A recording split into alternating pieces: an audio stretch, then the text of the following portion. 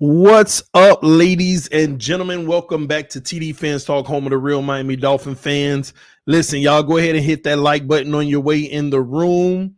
Y'all bear with me because I got my stuff reorganized and stuff. So y'all got to give me a second here. I'm making sure that it all gets. And let me know in the comment section, can you see and hear me just fine? Put a yes or no in the comment section. Jose with the donation said, protect the QB. They better. The Miami Dolphins better do that. If anything, they better protect Tua. But let me see. TD with a haircut again. Yeah, I just, edged it up a little bit, faded it a little bit. All right, good. Everybody can hear and see me perfectly. That's good. Make sure you hit that like button, guys. All right. Do I have that up too? All right, good. Everything looks solid on my end. All right, man. Listen, man, as you can see, the title of the video, Miami Dolphins, number one rule, protect the team. I wanted to talk about this because just to put things into perspective over the last week or so, there's been a lot of positive, a lot of negative coming out of the organization. And a lot of people, they either like it, love it, hate it, over glamorize it, whatever it may be. I wanted to talk about something Mike McDaniel said in his presser a few days ago. He basically did say that the team's number one rule is to protect the team. First off, I want to tell y'all what that means and why I love it. Okay. What it means is we have to do everything we can as a team to protect the team, protect every individual on the team, protect every aspect of the team. The one thing that we haven't heard this offseason that we heard the last few off seasons is comments from players that have been critical or negative about anything. We haven't heard a single reference from a player that's been negative about anything. And that's why I love this rule by Mike McDaniel, because this honestly is what it's supposed to be. Protect the team. Don't let anybody talk bad about this team or anything on the team. Whether you like it or hate anything that's going on, don't talk about it. You gotta protect the team above all. And ladies and gentlemen, that's why we've gotten nothing but positive. The beat writers came out. One of them in particular said the other day, they're only allowed to report on highlights. I want y'all to let that sink in. They're only allowed to report on highlights. And Mike McDaniel is saying protect the team. is the number one rule that the team has. But what this means, ladies and gentlemen, we will have no clue until training camp when people like, me and others may be there. You really won't have a clue of how good or how bad this team is doing in the offseason, because they don't want the negative press like they had the last few years. They don't want that to happen. They don't want people to talk about the quarterback messing up. They don't want them to feel, they don't want any negativity escaping the organization. They want to keep it all in-house, protect the team, because it allows everyone around to be mentally free from scrutiny. Because obviously we have players on this roster that can't take it. They can't take criticism. They can't take people talking about them in a negative light, even if they're playing that way. So I kind of like that, because if that's what it takes, then that's what we need. But it also puts things in a perspective of people need to understand that's what's happening right now. So when we over criticize things that's not going well, it could be even worse. When we over glamorize things that are going well, it could actually be way worse. We just won't know. A lot of times it's just people trying to call out the hypocrisy, especially myself. It's a lot of hypocrisy in the fan base. At the beginning of camp, before we knew this and before anybody was there, everybody raved and went crazy about the touchdown passes and X, Y, and Z. Everything was all great. No media's there. The Dolphin media putting out touchdown clips. Oh my gosh, look at the improvements from all these certain players. It was okay to rave about it and protect the team. But as soon as the beat writers get there and they report something different, well, they're in shorts. They're not even passed. They're not even hitting. It's OTAs. But these people didn't keep that same energy when the highlights were coming out by itself. Where are those people at? The same people that was going crazy about all the highlights. Then when we get negative things coming out, when the media gets there, they disappear. They say, hey, man, it's unfair. Oh, my mic too loud? You are correct. All right, hopefully I'm good now. My bad. I did have it up way loud. But yeah, man, the hypocrisy in this community is just ridiculous. All that raving they did when they only talk about positive and no media. Then when the media gets there and it's a different story. Oh, well, they're only in shorts. You can't take this serious. But we took it real serious in that first week when nobody was there. These people are jokes, clowns. Check your email after the stream. I got you, Adam. I appreciate it. So I just wanted y'all to know that, because we don't need to be overcritical or undercritical. We're just going to talk our talk and talk about the Dolphins and what's going on this offseason, because that's what's really going on. At the end of the day, this will pretty much be the last time I kind of talk about camp, unless I'm debating and arguing people on panels. At the end of the day, the offense is struggling. I know that it's a new offense. But even though it's a new offense, some people don't realize. As a matter of fact, I want to read this. Some of y'all may have not have known this, by the way. McDaniel's offensive system is the same one from the family tree of the one from Alabama used by Tua Tagovailoa's final season at Alabama. These were Tua's words. It's very similar to what I've run at Alabama, which in a sense makes it a little easier as far as verbiage and whatnot. That's what Tua said. So all this, it's a new offense. It's the same offense they pretty much ran at Alabama. And Tua's exact words is very similar to what I've run at Alabama, which in a sense makes it a little easier as far as verbiage or whatnot. All these excuses have to stop. And at this point, I'm tired of them, and I'm going to start calling them out to the 10th degree. Stop the babying this team. Stop the passiveness with this team. We have been over 20-something years where we've had any level of success that we can feel comfortable about. We are tired of losing. We are tired of sitting here making excuse after excuse after excuse. We demand greatness from this team in every aspect. And how do you get greatness? You go get the greatest that you can get, that you can possibly afford at every position, non-exempt. How do you get greatness? The fan base has to give this team accountability. This fan base has for so many years have made excuse after excuse after excuse, including me. But that time is up. No more excuses. Same boo-boo, different restroom. Over and over and over. Same boo-boo, different restroom. So whenever I get reports that we draft a number 5 overall pick, and yeah, I'm talking about Tua Tagovailoa right now. When we draft a number 5 overall pick, I expect him to play like a number 5 overall pick.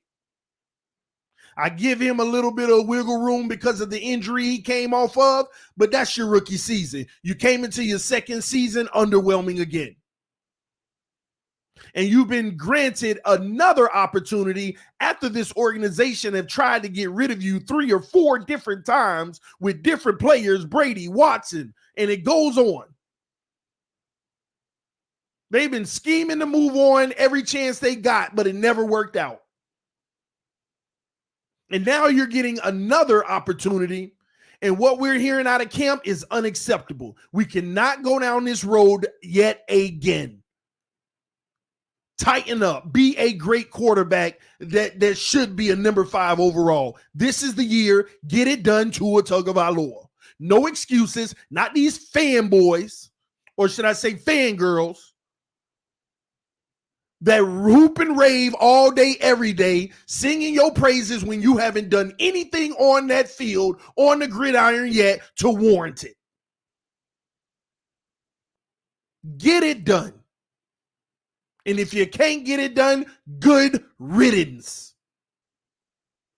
All this babying and coddling. I've never seen in my life, in the end of me watching the NFL, I have never seen this level of coddling from one player in my life. Ever on the field. Tebow wouldn't freaking coddle like this. I have never seen so many people. People want to fight you and pull up and everything on behalf of another man. When he ain't did nothing on the field to warrant that type of loyalty. Or should I correct myself? He has done something on the field. You know, that look like money to me. Makes absolutely no sense. And it's also sickening to watch Dolphin fans act this way. To watch Miami Dolphin fans act this way. And I'm not talking to the Tuaneers. They are doing their job. It is their job to obsess. But some of y'all done converted into it. And it is sad. The man has not done a single thing on the field to warrant this. This man gets more loyalty than Dan Marino. Tell me I'm lying. People obsess over this man more than Dan Marino. How is that possible? Tell me I'm lying. It's ridiculous. This is the home of the real Miami Dolphin fans. And that's why I try my very best to get on all y'all little baby, passive, aggressive, soft, what other words I want to use? Cult followers, lovers of him. That's why I try my best to antagonize you so you leave. I don't want you over here because you don't need to be over here. You know why? It's the home of the real Miami Dolphin fans, not the home of the people who tell you what you want to hear, who obsess, feed your ego, feed every excuse you make for him just so they can make money. No, that ain't what this is the home of. People got the nerve to tell me I talk this way so I can get clicks. This ain't profitable. Matter of fact, Tua hurting my profits.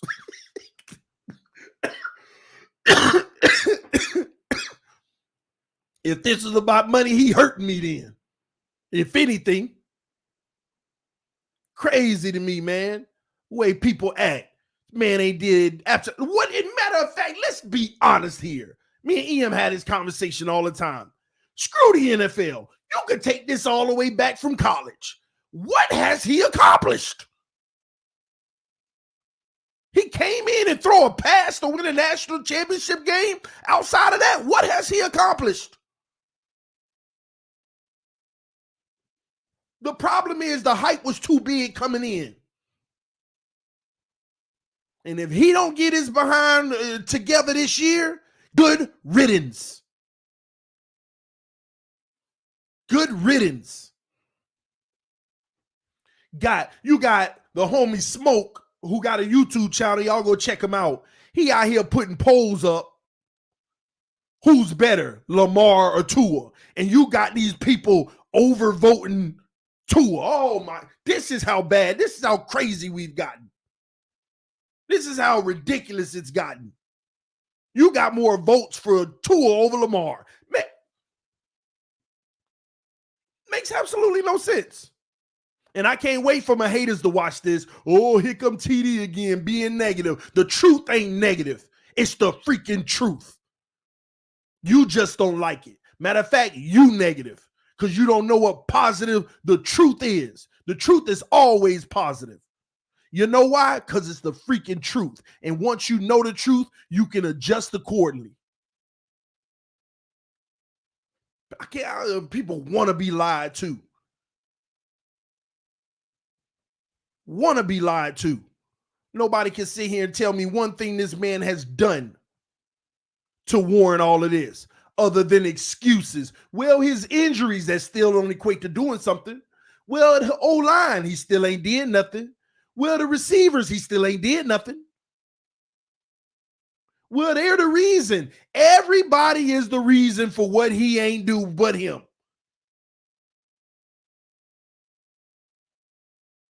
Everybody is the reason of why he ain't doing what he doing but him. No ownership. You ain't allowed to hold this man accountable.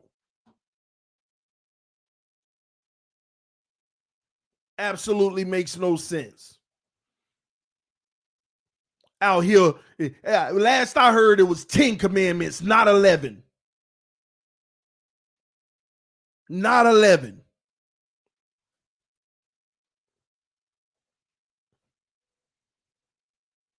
And it ain't all Tua's fault. But don't act like it ain't none of his. That's the point. So whoever in the comment section, TD, how can you blame one player when... No. Ain't nobody blaming one player. The problem is you put no blame on him. It is a sin to put anything on him. If I can hear some of y'all at least talk about what he ain't doing, then it'll even the conversation out. Nobody hate on Tua. What is there to hate on? People hate on people that's doing well. People hate on people that's doing well, that's doing something worthy of being jealous of.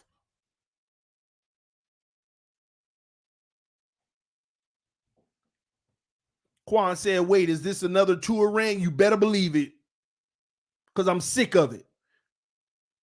When they come back from OTAs and they come to training camp, Tua need to be leaps and bounds of running this freaking offense. Just like Fitz was that first year where it wasn't no competition, just like Fitz was that second year where it wasn't no competition, Fitz clearly outdid everybody on the field. Tua need to start having those moments. Everybody got to work around his limitations. Got to create specific offenses just catered to his limitations and what he can and can't do. Everything got to be adjusted for him. Because he undersized, got a weak arm, can't read the 3 levels of the field, hesitates, barely anticipates, and this notion about accuracy is the most inaccurate thing there is out there. Well, he's accurate. Go watch the freaking film. Just because somebody catch the ball don't mean it's an accurate pass. Y'all watch the same games we watch. You watch the same film we watch. He need to fix every single one of those things and get his act together and become the franchise quarterback. And like I said, if he don't, good riddance. Tired of losing to the Buffalo Bills. Y'all gonna look up and the Patriots gonna win a game or the Jets gonna win a freaking game over us this year. Then I want to know how you gonna feel. Well, what we gonna hear then is Mike McDaniels. He's the first year coach. Give him some. No.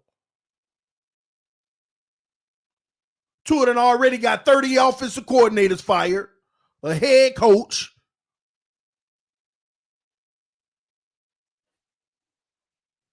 Ridiculous, man. Insanity. Over and over, hoping for a different result. Get your act together. And the crazy thing is, I've been talking like this for 2 years, been called a hater for 2 years, and guess what? I still ain't been proven wrong. Everybody's sitting around here just waiting and hoping that I'm proven wrong, but it's been 2 years of me talking this mess.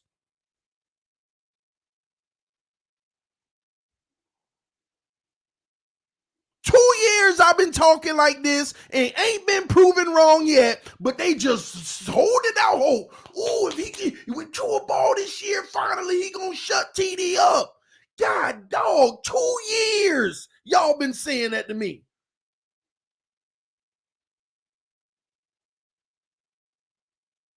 2 years y'all been saying you just a hater, but nothing I've been saying has been wrong. Nothing I've been saying has been proven wrong. It's been proven 10 times more right than wrong. And y'all just hoping that the narrative changes so I could be wrong. 2 freaking years. Standing on this mountain, just taking bullets from everybody, just mad at my take. But yet the man who controls it ain't out there changing the narrative. Ain't out there shutting me up. Have you not noticed it's been 2 years y'all been telling me watch, he gonna shut you up? How long do we have to go before he finally shut me up? Gosh, I hope he shut me up this year. Finally. Appreciate you, PDC. You haven't lied to us yet. Ain't lied one bit.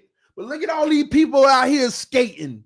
And this is what's funny. They'll be singing to a praise and making every example. Then when he do some boneheaded stuff that they can't excuse, well, I never said he was perfect, I know he has flaws, but it isn't just his fault. I'm just saying, no.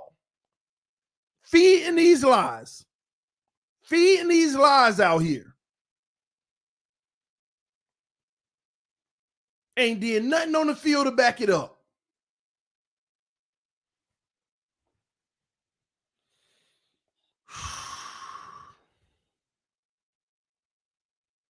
It's this herd mentality. Everybody with the herd. Support them, support them, support them. I ain't supporting jack squat until he earns support. Until he earns support. I ain't supporting jack squat until he earns support. It's ridiculous, man. And I'm tired of losing. I'm tired of winning 9 games. I'm tired of winning 10 games. And the most hurtful part about it is always a standout game somewhere close to the end of the season where we got a chance and we get the worst performance of his season. That's the worst part about it. We find ourselves in a win and you in. Like this is the game. If you win, you should make the playoffs. And it's the worst game of his seasons.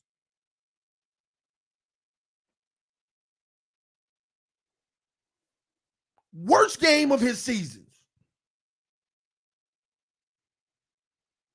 It's ridiculous, man. Somebody said, oh, like Tannehill. We going to go. Oh, my gosh. Please don't take us through that process again. Please let's not repeat the Tannehill situation again. First of all, Tannehill ain't never had a roster like this in Miami. Please don't. Oh, my gosh, if we blow this. Oh, my gosh, if we blow this.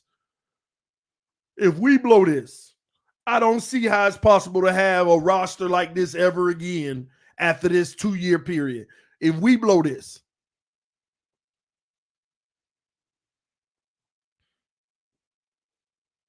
If we blow this. Oh my God. Somebody said 7-year plan. Boy, y'all gonna make me lose it. Y'all gonna make me lose it. I'm just tired of losing, y'all. And at the end of the day, when you evaluate this roster, right? And you say, okay, how could we be better as a team? As of right now, no loyalty to players, just being a fair person. We need a better quarterback. We need a better right tackle. We could still use a little bit more help at the linebacker position, maybe one more.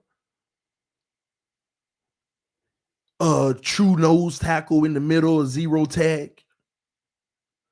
And one more piece of depth at the cornerback position because Noah's still getting toasted all over the field, technically.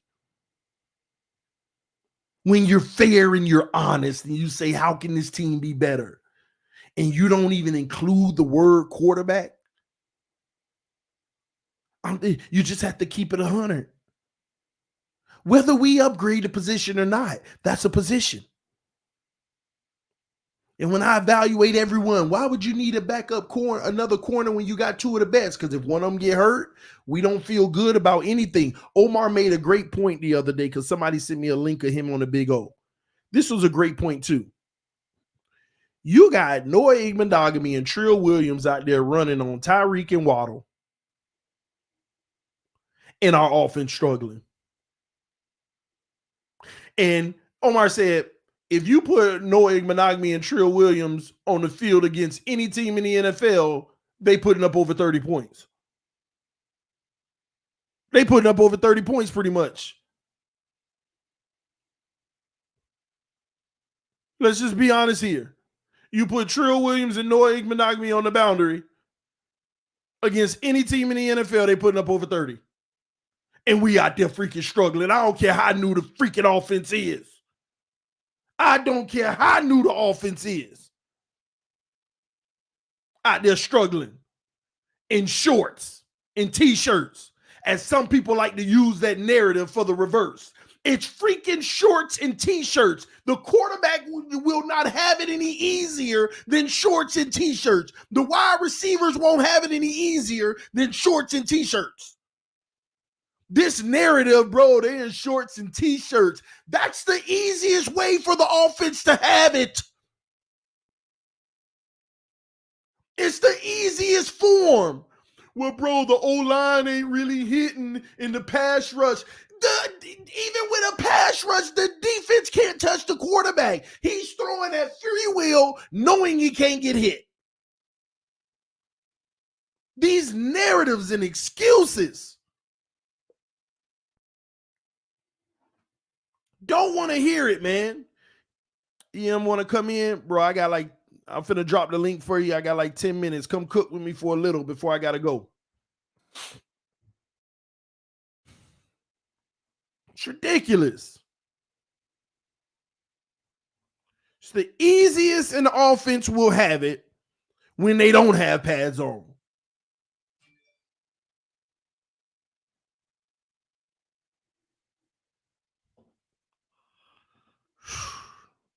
Excuses, excuses, excuses.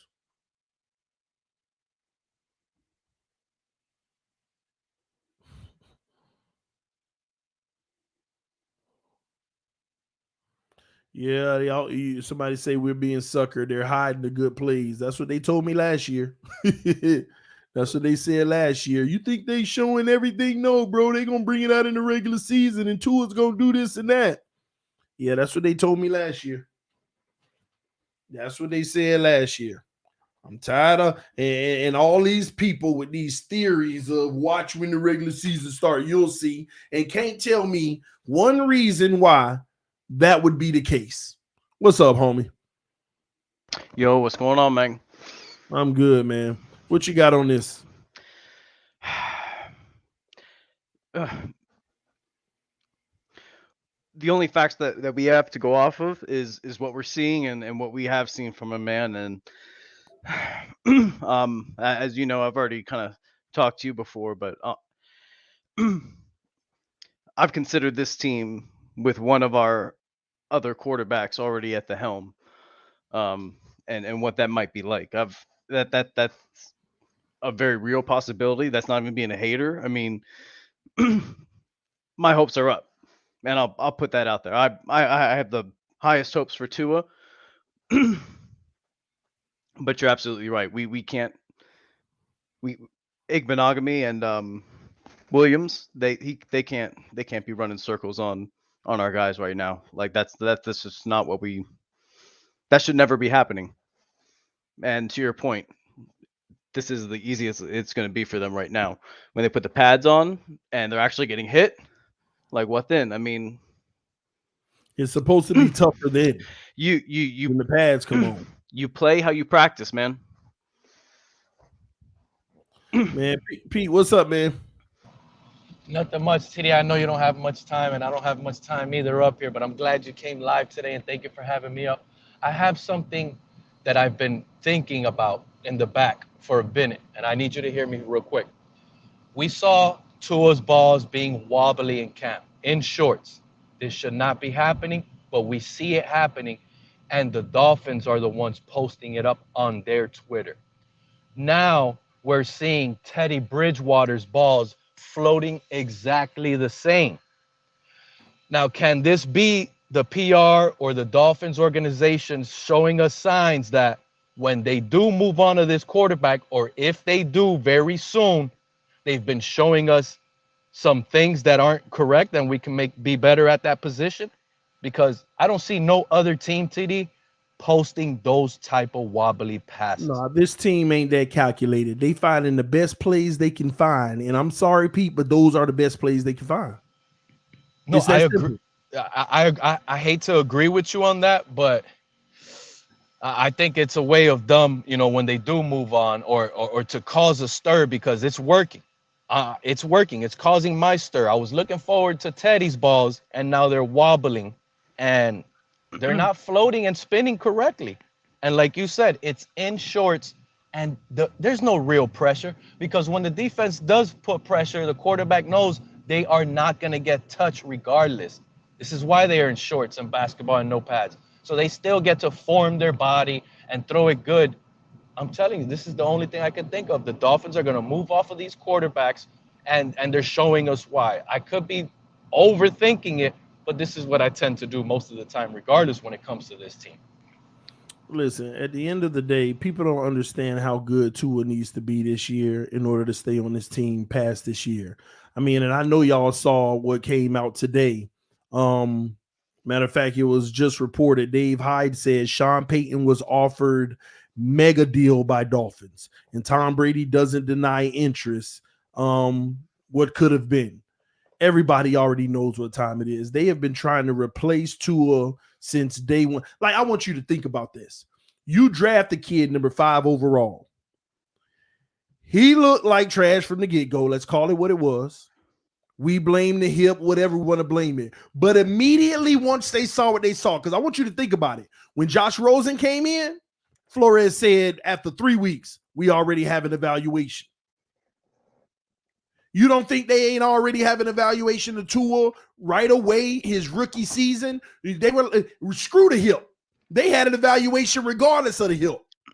They looked at it, was like, yeah, regardless of the hip or not, this ain't it.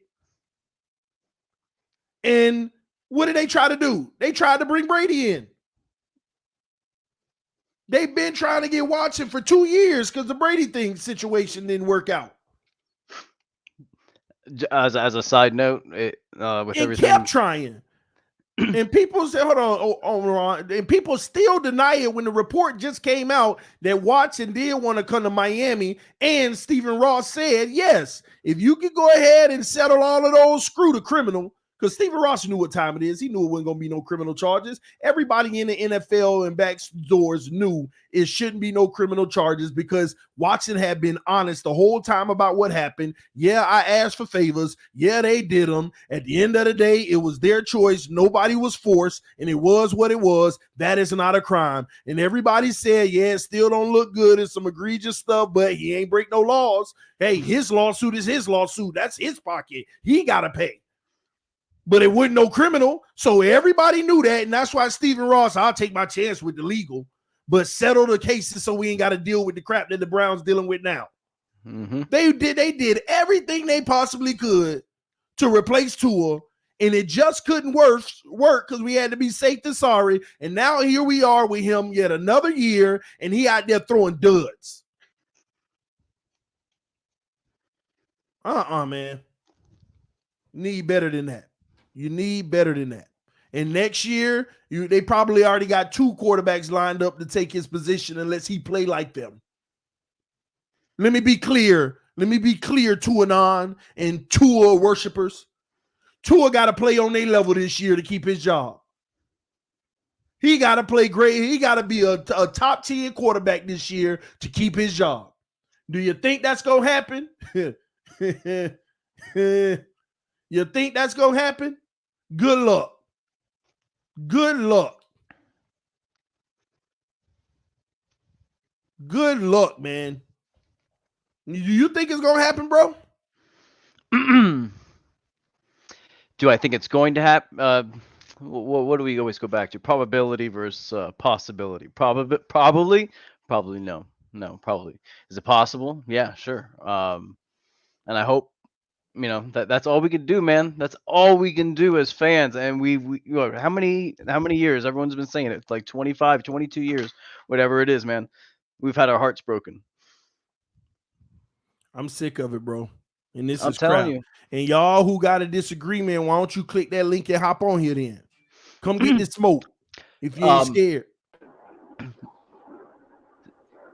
Something I heard that I thought was interesting was some newscaster. I wish I remember who it was that said it. Said something about Mike McDaniel is safe this year. And I was saying, like, really? I don't think so. I think they'll. Number one, I think Tom Brady's going to get too old. He's going to be too old next year. Like, I don't see him even playing next year, regardless on our team. He's going to take that sportscaster deal. He's making more money not playing than actually playing. Yeah, but that deal will always be there for him. Right. So he ain't got to rush to it. It'll still be there. He done signed the contract. So I think that's where he could still, because I think he still wants that ultimate record. He want to have an undefeated season. He want to do it with Miami and take Belichick down. And that would be the mantle that probably will never be matched again. 7 rings. How many he got? 6? Yeah. He'll have 7. He'll have an undefeated season. All that stuff he's trying to factor in. That's what I think. So if that's the case, I would not. I don't think Mike McDaniel will want Brady. That's something people not talking about. I was saying this to someone yesterday. I don't think Mike Payton McDaniel will want him. Payton will come in. Yeah, Sean Payton would, but I don't think Mike McDaniel would, because coaches like Mike McDaniel, Shanahan, coaches like that, they want to be known for something. Just like the play calling or whatever it may be. They want, because if a Brady comes in, coach gets no credit. Right. He'd rather have a Tua or something like that. Or even a Lamar. He'll take a Lamar before he take a Brady. That's something people need to consider. What's up, Cap for Life? Rashad, what's going on? Hey, what's good, man? Man. Can you hear me, homie? Can you hear me? Yeah, I can hear you. Hey, no, I'm gonna get off real quick, and my phone is not acting right. But it's funny, man, because everybody was looking forward to OTAs, and everybody was making a big hype about, the coaching staff is gonna have these guys ready, A, B, and C, And now that X, Y, and Z is falling, and they don't like the result. All of a sudden now everybody's like, oh, well, it's just OTAs. It ain't no big deal. Y'all been making a big deal the past month, and now that it's here, y'all don't like the outcome. So it's like, you got to, man, it's just, I get what's going on, and we want results fast. But if you hear Mike Westhoff, an ex-coach for the Dolphins, saying that he doesn't like what he sees, what's going on right now, what does that tell you? It tells you everything you need to know. But at the end of the day, Mike McDaniel's number one rule is protect the team. So everything needs to be positive. No one needs to be scrutinized. No one needs to be put pressure on them. And that's his mantra. So we'll see if it works. Yeah, but that propaganda ain't going to last that long. Well, especially with Dolphin fans, we tired of it. We need results. I'm like you, man. 2 years, man. So what? We're going to be saying 3 years and 4 years, and then when 5 years comes, what we're going to say? Well, at least we tried. All right, man. I agree with you, man. Hey, y'all be good, man. It's great down here, man. Love you, man. Be good, man. All right, you too, bro. Rashad, what you got on this, homie?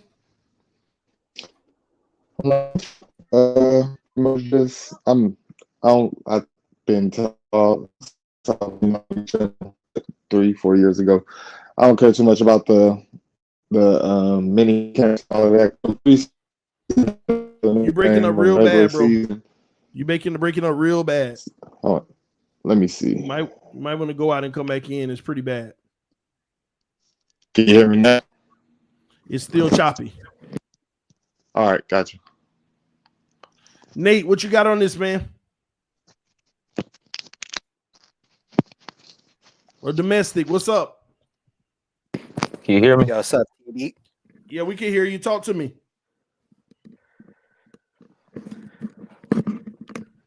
Man, look, I know it's a bittersweet situation. Like somebody else said, you guys can end up getting some, got good picks and all that, and you can get a, better quarterback. But I was throwing them stats out not to be funny. I'm just like comparing it and looking at it. I know it's a new era. Tua stats for his first two seasons that he got stats on.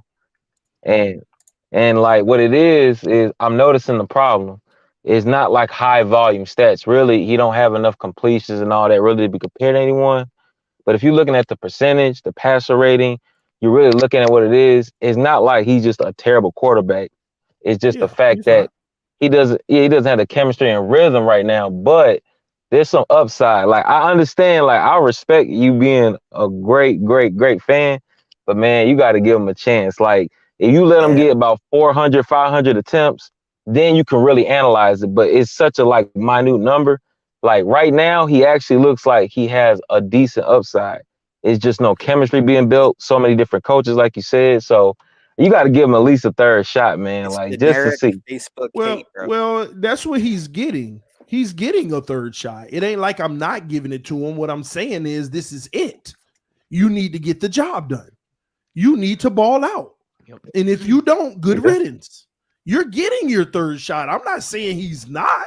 Obviously he is. Right. I mean, well, if you want me to be honest, if it was up to me, if I had a better option, he would have been gone. But since we don't have a better option now that we passed up on several, he should get another shot, a third year, because you have no choice but to give him a third year.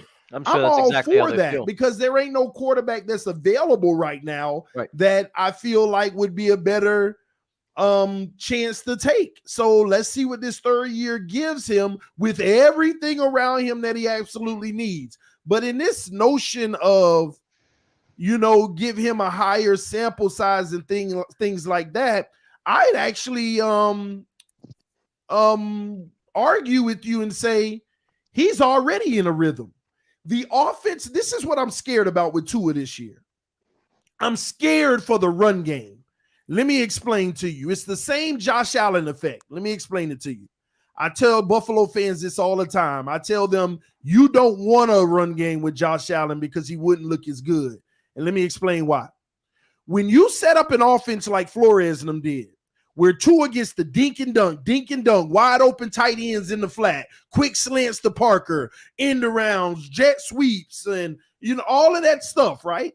When you get an offense where he gets to hurry up and hike, quick pass, he's actually in a rhythm. That's when he's at his best. That's when he's putting up 70 and 80% completion because he is in a rhythm. But if you give Tua a run game and the running game is getting first downs, or say you have a failed run situation, first down, you run the ball, 0 yards, 2nd and 10. Second down, you run the ball, 2 yards, 3rd and 8. Tua in trouble. Tua's in trouble. When he's out of rhythm and you're giving him a situation where he just gets one throw and it's not a rhythm thing, that's not good for Tua. He actually needs to Yeah, that's what I'm saying. Yeah. Look at every game that we actually ran the ball well. They were his worst games. The Tennessee game, we actually ran the ball well. The Jets game, we actually ran the ball well. Those were his worst games. You know what's an interesting game? And I actually just got done watching it. Our week 1 game versus the Patriots. Actually, that was actually a great game on both fronts, running and in the pass game. Tua made some legitimate throws. Parker actually coming in big. Yeah, I was just finna say he made one legitimate throw, and that was to Parker. There was a couple. The whole game we struggled, and he finally made one to Parker, a 50-50 that flipped the field, and we finally scored. That's what that game was. And that was at the beginning of the 4th quarter with 11 minutes and something left. What are you talking about? Tua ran it in for the first touchdown. Then we're talking about throwing the ball. Okay. We're talking about him throwing the ball. And even on that 50-50 with Parker, right, where we finally flipped the field, we ran the ball 4 times in a row from the 30-yard line, got it at like the 2-yard line, and we threw the 2-yard touchdown to Waddle. And we're talking about one game. One game. That's it. Yeah. And that's my thing, man. People better be careful what they're asking for, even with this run game, because you're going to have a team that's running very well and Tua out of rhythm, having to have any case where you get a 3rd and 8 and 3rd and 10 because the run game didn't do well. I'm telling you, we're going to be in trouble. And you know what we noticed last season? And I'm not sure if it was just a Flores thing. Our first drive was always boom, just right across the field. I think that happened until Titans that that was scripted though. That first drive, what you work on, that first install package, right? Out of practice, you work on it, and we did very well. That was great execution by the coaching staff, but they couldn't figure out how to get this team to do it on a consistent basis. Yeah. Tua never found a rhythm after that first possession.